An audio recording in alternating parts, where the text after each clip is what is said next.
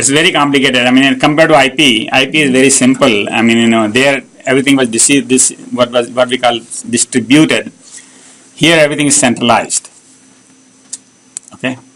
So the main MSC or whatever, that is central unit that decides that which tower is in charge. The 2 towers are in charge or 1 tower is in charge, and then they talk to each other and they do this.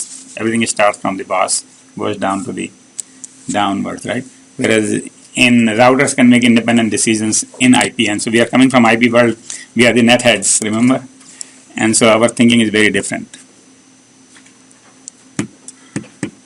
compared to bell heads. Okay. So relay nodes. So the relay nodes are, we have seen relay nodes before. These are low power base stations and used to enhance the performance at the cell edge. Hotspot areas are indoor coverage. So wherever the coverage is poor, you put a little tower, put a relay. And you understand the difference between cell edge, hotspot. Hotspot is if there is a big downtown, there are lots of cell phones. You cannot serve from one tower, you put a little tower there. That's a hotspot. And then, of course, indoor coverage. If people are in the basement, how do? You just put something in the basement. Okay. Donor ENB is the primary base station. So, for whatever reason, they selected this name, donor, which I don't understand. But anyway, this is DENV, the main base station, and this is the sub base station. This is the donor cell, and this is the sub cell, right? Primary and secondary. This would have called primary and secondary, but anyway, donor. And then the donor ENB is DENB. Okay. A modified version of EU-ITRAN interface, UU, is defined, UN, for the relay nodes, and both donor and relays may use the same or different frequencies. Now this is another little complication. So the relay nodes don't have their own frequencies. If you are using whatever you got from the government, the whole band, you can give it to you can donate it to the relay node, and relay node will use the same. So now we have the same problem as before, that this is going to hear from relay node as well as from the regular node, right? So there is a cell edge interference. Again, they will coordinate, just like before. So first I taught you about coordination. Now that coordination was among the 2 towers. Now here is between the tower and the tower's son or child or daughter or whatever you want to call it. So the relay and the main tower, they coordinate. Again by the same methods, where one may transmit, both may transmit, one may not transmit when the other is transmitting, things like that, so that things work out. Both donors may use the same or different frequencies. Self-interference. Relay transmission may interfere with its reception on the same frequency. Now here the thing is that it may transmit and then it may not be able to receive because from some other people they are transmitting on the same frequencies, but they are not attached to it, and so on. So avoid using time sharing. So what they do is everything is scheduled again centrally, so that when somebody is transmitting, nobody else is transmitting. Period. Whether it is the relay node, main node, or the UE, or other UEs. And avoid using time sharing. Donor does the mobility management. Now here I think the main base station still does the mobility management. What is mobility management? Mobility management is handover. Okay? So if you're going from the relay node to another tower, or you're going from relay node to the main tower, or you're going from one relay node to another relay node, all that is handled by the boss, which is the main base station. So a donor cell could be very large and could have many hot spots, could have many basements, could have many relays. So the question is, if there are 2 relay nodes, can they interfere with each other? Yes, they could interfere with each other, and again that will be taken care of by the donor node, because what will happen is the UE reports everything. UE says, look, I am hearing from this, and I am getting this much strength from here, this much strength from here, and so what should I do? So this comes like, okay, all right, you talk to node 2 and don't talk to node 1 anymore. It's a handover, right? So they can be handed over from one relay node to another relay node. And then the coordination will happen same way. Like now at that point where the the UE is at the edge of the two tiny cells, right? They will have to coordinate. Yeah. I think that they could really know the other places that they won't interfere too much, because they use relay nodes to straighten the signal. So we use them when the signal is too weak. So it means that there wouldn't be so much interference. Right. Yeah. So the thing is, here's the thing. They put the main base station also just like that. Is that they do the geographical survey, and then they figure out that here the signal is weak. So I need the second base station. Same thing for the relay nodes. However, having done that, there is still a boundary. Even whatever you do, there is a boundary. Well, I think it's not too severe. Okay, hold on.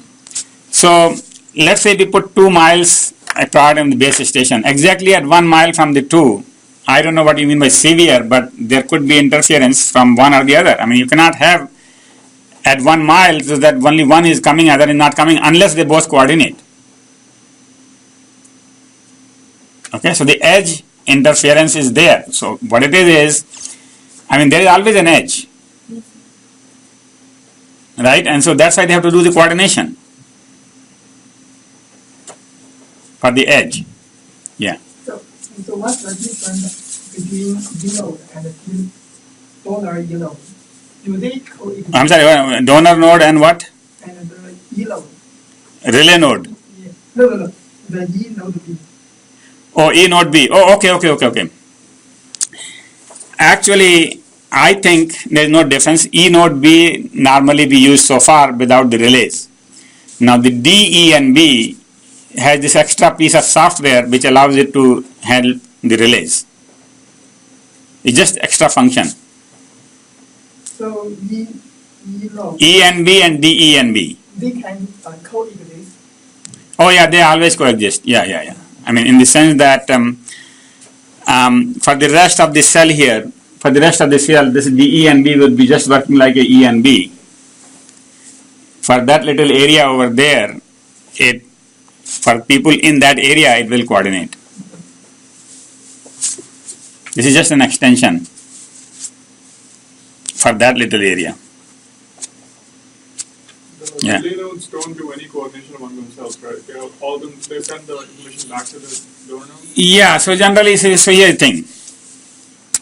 Basically, everything is centralized. So you tell the boss and the boss tells you. In fact, when we say D, E and B, I think even the D, E and B goes to its boss, okay, which is the MSC. So lots of decisions are made there. And it has to go to MSC because here it can make a decision because the relay node is in control. But what if somebody is at the edge of the other base station? Right? Then it has to go to joint boss, right? So things are centralized like this. Alright, so now we have what we call heterogeneous network, HETnet, and small cells. So the relay nodes can be of many size.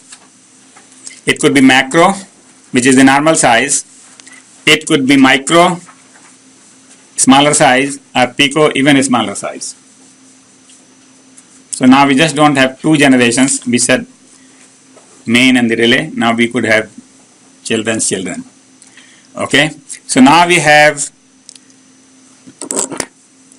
E and B, or D, E and B, and then there is this micro cell, or there is a femtocell. Femtocell covers one home, one house. Right? And microcell may cover a mall, some bigger area, not just one. Neighborhood. A neighborhood, a mall, a big hospital, something like that, okay? Yeah. Okay, so now the next slide will talk about different sizes, but these are not very standard. Just think about this, is that there are big, small, medium, large, small, all sizes are there, right? And so we talk about macro, micro, pico, femto, nano, you can name whatever you want. So there are all sizes, but the theory is same. One thing which is fixed is a femto. Okay, femto is a home. So whenever we talk about home, it is different than the rest of this stuff, because in the home, security is a big issue. So if they send me a femto cell, I can open it up and I can modify it and I can start stealing, right? Which I cannot do in the mall. Generally, we can trust the mall guys, right? So femto cell has some special considerations. Other than that, everything is public domain.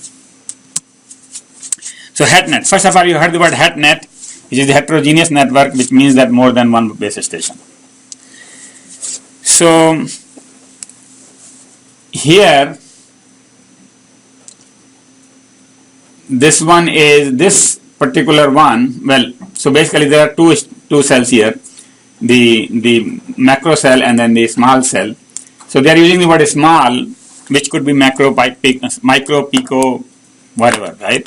So a small cell simply is a general name for a child. So the UE selects the BS with the strongest signal in the downlink, and both BS have the same SSDL at the edge. SSDL is the strongest signal. SS is the strongest signal in the downlink. So it measures the power and it says, okay, I want to go with that. So this UE, for example, when it is here, inside the dark red, it will clearly select the relay node. When it is in the white part of the cell, it will clearly select the donor and D, E, and B. But in here, it could basically, normally it would go with the donor E and B, right?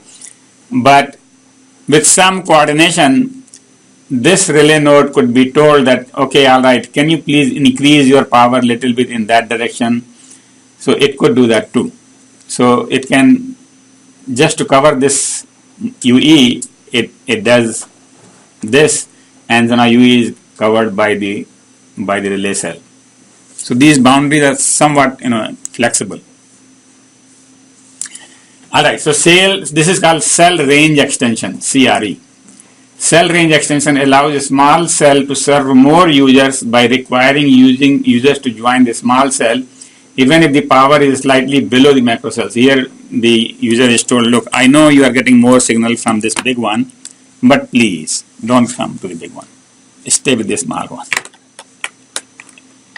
All right, so that is called cell range extension. Heterogeneous because they are not the same size, same power. Heterogeneous, not homogeneous. All right. So HETnet is same thing as small cells. Basically, sometimes they say small cells, which means that basically there is a big cell and there is a small cell.